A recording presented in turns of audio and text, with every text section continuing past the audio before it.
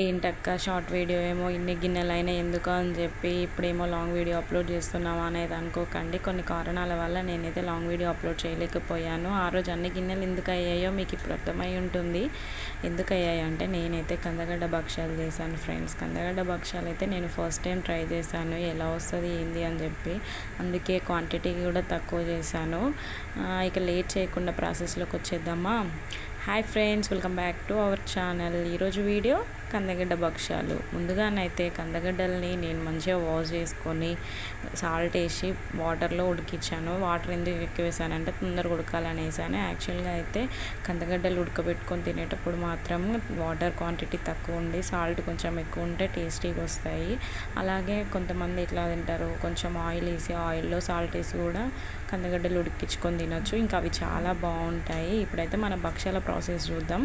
భక్షాలు చేయడానికి అయితే కందగడ్డలు మంచిగా వాష్ చేసుకొని ఉడికించుకున్నాను. ఉడికిన తర్వాత అవి ఉడికే లోపల నేనైతే మైదా పిండితో భక్షాలు చేస్తున్నాను. మైదా పిండితో చేయొచ్చు, గోధుమ పిండితో కూడా చేయొచ్చు. ఎందుకంటే మైదా పిండి అయితే మంచిగా వస్తుంది, తొందరగా అయిపోతుంది, స్ప్రెడ్ అవుతుంది.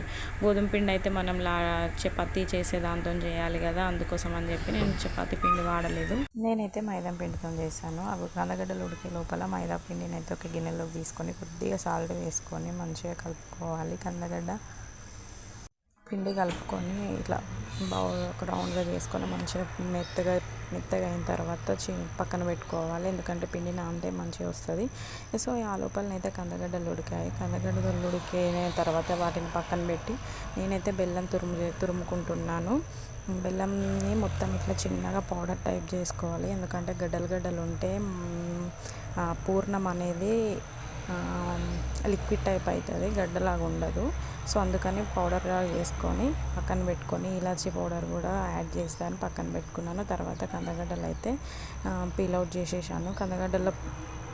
కందగడ్డల పైన ఉన్న పొట్టంతా తీసేసి అయితే మంచిగా పిసికి బెల్లం ఇంకా ఇలాచీ పౌడర్ ఉంది కదా దాంట్లో అయితే వేసి మంచిగా కలిపాను. చేతితో కలిపి తర్వాత చపాతీ చేసేదాంతో కలిపాను. యాక్చువల్గా అయితే పప్పు రుబ్బేదాంతో అనాలి, కానీ నా దగ్గర అది దాంతో చేయడం ఇష్టం లేక నేను దీంతోనైతే ఇలా కలుపుకున్న తర్వాత మంచిగా నానిన మైదా పిండిని అయితే తీసుకొని ఒక చపాతీ లాగా చేసుకోవాలి. కిందికి తిక్కుగా ఉండాలి, అటు ఇటు కొంచెం సైడ్స్కి పలుచగా ఉన్న పర్వాలేదు, లేదంటే నా భక్షాలాగా మధ్యలో రంధ్రాలు పడిపోతాయి.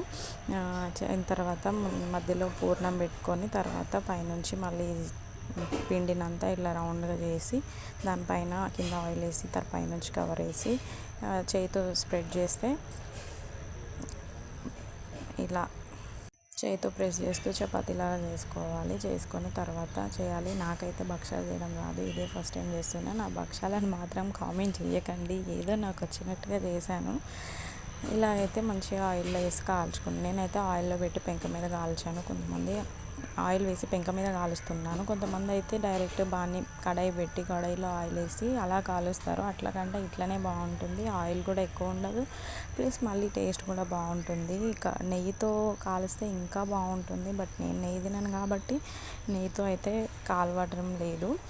ఇలా భక్షాలను అయితే కాల్చి తర్వాత ఫస్ట్ టైం చేసినా కదా, ఆ రోజు పూజ చేసుకున్నాను. సో దేవుడి దగ్గర పెట్టి నైవేద్యంగా తర్వాత నేనైతే తిన్నాను. చాలా టేస్టీగా వచ్చినాయి భక్షాలు అయితే. మీరు కూడా ట్రై చేయండి ఎప్పుడైనా.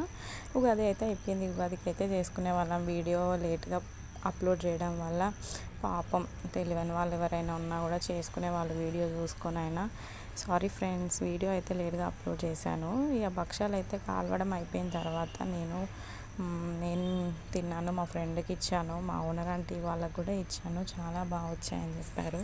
నేనైతే ఫస్ట్ టైం భక్షాలు చేసినా కదా. ఇప్పుడు కందగడ్డలు అయితే ఇంకా అయిపోయి ఉండవు, కందగడ్డలు ఉన్న వాళ్ళు ఉంటే తెచ్చుకొని కూడా కందగడ్డ భక్షాలు చేయండి. మా దగ్గర అయితే మేము బూరెలు అంటాం, కొన్ని సైడ్స్ అయితే పోలేలు అంటారు, కొన్ని సైడ్స్ ఏమో భక్షాలు అంటారు. మా దగ్గర అయితే మేము బూరెలు అంటాం. మరి మీ దగ్గర ఏమంటారో కామెంట్ చేయండి. భక్షాలు అయితే చాలా టేస్టీగా వచ్చాయి. నేను ఫస్ట్ టైం చేస్తున్నా అని చెప్పి చాలా తక్కువ క్వాంటిటీ చేశానని చెప్పాను కదా, ఒక 7-8 భక్షాలు అయినాయి అంతే, ఎక్కువ చేయలేదు. ఒకవేళ మంచిగా రాలేదనుకో ఖరాబ్ అయితే వేస్ట్ చేయడం ఎందుకని చెప్పి ఎక్కువ చేయలేదు. Thanks for watching friends.